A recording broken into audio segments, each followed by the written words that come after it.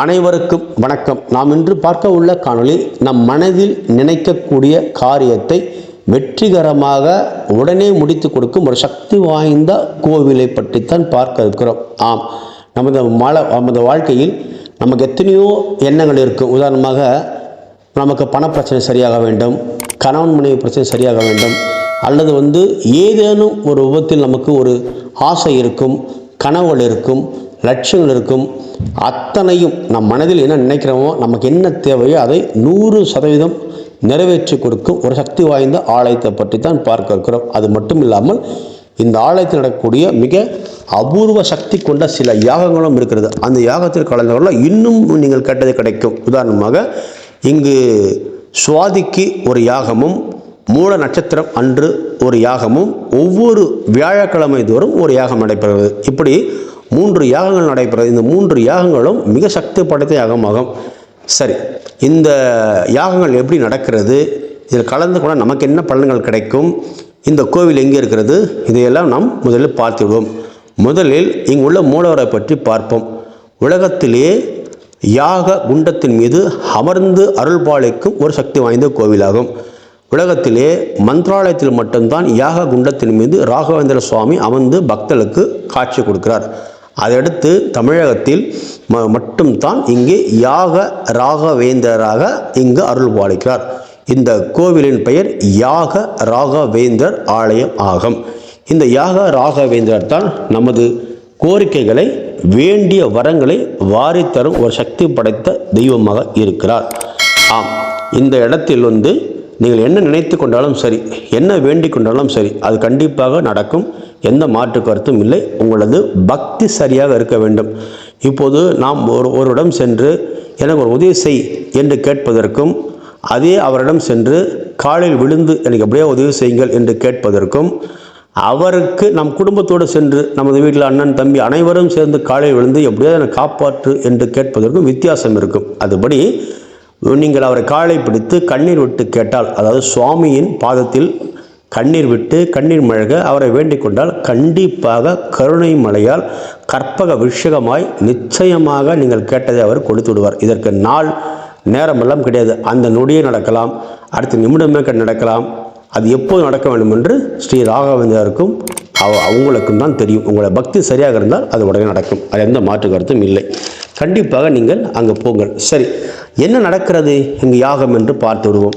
ஒவ்வொரு வாரமும் இங்கு வியாழக்கிழமை மிக சக்தி வாய்ந்த ஒரு யாகம் நடைபெறுகிறது. அதாவது குரு பாத தரிசன யாகமாகும். இந்த குரு பாத தரிசனம் என்பது மிகவும் சக்தி வாய்ந்ததாகும். ஒரே வரியில் இந்த யாகத்தை பற்றி சொல்ல வேண்டும் என்றால், நமது கோரிக்கைகளை, நமது அனைத்து விதமான கோரிக்கைகளை குருவின் பாதத்தில் வைத்து நாம் செய்யப்படக்கூடிய யாகமாகும். இது அங்கு உள்ள குருக்கள் அந்த யாகத்தை செய்வார். நீங்கள் தனியாக இந்த யாகத்தை செய்ய விரும்பினாலும் அதற்கான தகவல்களை குருக்களிடம் கேட்டு நீங்கள் தனியாக செய்யலாம், அல்லது கூட்டு பிரார்த்தனையாகவும் செய்யலாம், அல்லது நீங்கள் இந்த யாகத்தில் கலந்து கொள்வதற்கு ஒரு கட்டணம் இருக்கும். நிறைய கட்டணங்களும் இருக்கும், ஒரு சிறிய கட்டணம் தான் இருக்கும். கண்டிப்பாக இந்த யாகத்தில் கலந்து கொள்ள ஒரு சிறிய கட்டணம் இருக்கும். யாகத்தை நாங்களே தனியாக செய்கிறோம் என்றாலும் நீங்கள் எடுத்து செய்யலாம். அதற்கும் உங்களுக்கு குருக்களிடம் பேசினால் விடை கிடைக்கும். அது மட்டும் இல்லாமல் ஒவ்வொரு வாரமும் நடக்கக்கூடிய இந்த குருபாத தரிசன யாகம் மிக சக்தி படைத்ததாக இருக்கும். அதே போல் ஒவ்வொரு சுவாதி நட்சத்திர நாளில் லக்ஷ்மி நரசிம்மருக்கு ஒரு யாகம் நடைபெறுகிறது. இந்த யாகம் மிக சக்தி வாய்ந்த யாகமாகும். இந்த நரசிம்மர் யாகம் என்றால் ஒரே வரித்தான். நாளை என்பது நரசிம்மரிடம் இல்லை, அன்றே அப்பொழுது அதை கொடுத்து விடுவார். இது ஒவ்வொரு சுவாதிக்கும் நடைபெறுகிறது. அதில் நீங்கள் நரசிம்மரை பற்றி நான் சொல்லி உங்களுக்கு புரிய வேண்டியதில்லை. நமோ நாராயணா என்றால் பக்த பிரகலாதனுக்கு தூணை பிளந்து கொண்டு காட்சி கொடுத்து கேட்டதை கொடுத்த ஒரு லக்ஷ்மி நரசிம்மர் என்பது அனைவருக்கும் தெரியும்.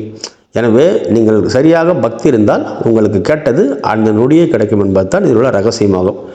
அதே போல் பஞ்சமுக அனுமனுக்கு ஒரு யாகம் செய்யப்படுகிறது. அது சுவாதி நட்சத்திரம் மற்றும் மூல நட்சத்திரம் வரும் நாளில் செய்யப்படுகிறது. இந்த பஞ்சமுக ஹனுமன் யாகம் மிக சக்தி படைத்ததாகும். அதாவது எதிரிகளை தும்சம் செய்யும் ஒரு யாகமாகும். அதே போல் நம்மை நாம் பலப்படுத்தி கொள்ளக்கூடிய ஒரு யாகமாகும்.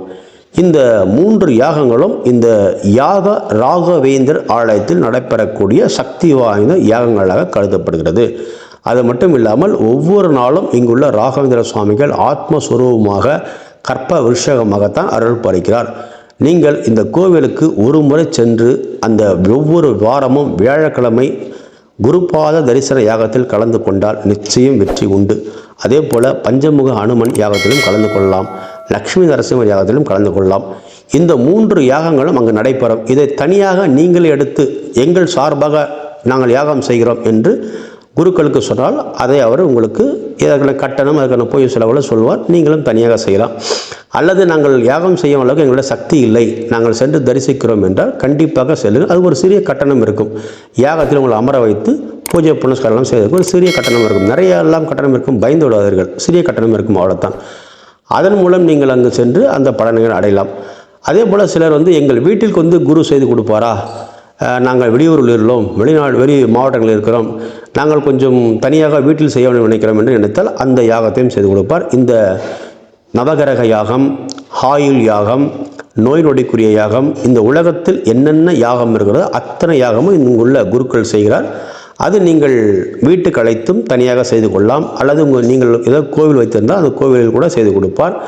நீங்கள் சொல்லும் இடத்தில் இந்த யாகங்களை அவர் செய்து கொடுப்பார். ஆனால் அந்த யாகத்தை எப்போ செய்ய வேண்டும், எப்படி செய்ய வேண்டும் அவர் தான் முடிவு செய்வார். நீங்கள் பணம் இருக்கிறது வாருங்கள் என்று கூப்பிடக்கூடாது.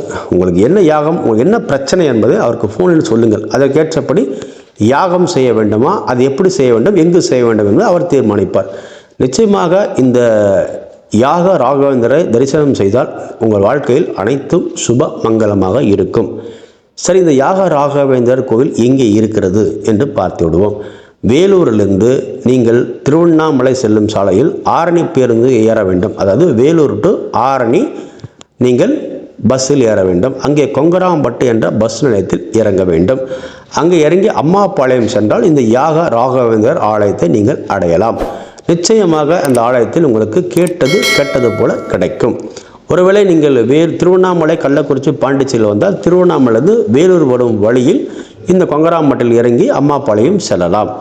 ஒருவேளை நீங்கள் சேலம், மதுரை, அதே போல் திருநெல்வேலி, தென்காசி, குற்றாலம், தூத்துக்குடி, கரூர், திண்டுக்கல், அதே போல் பொள்ளாச்சி, ஈரோடு, கோயம்புத்தூர், ஊட்டி, மேட்டுப்பாளையம் என எந்த பகுதியில் இருந்தாலும் சரி, வேலூர் தான் உங்களுக்கு பிரதானமாகும். வேலூர் என்றால் சிஎம்சி உலக புகழ்பெற்ற மருத்துவமனை.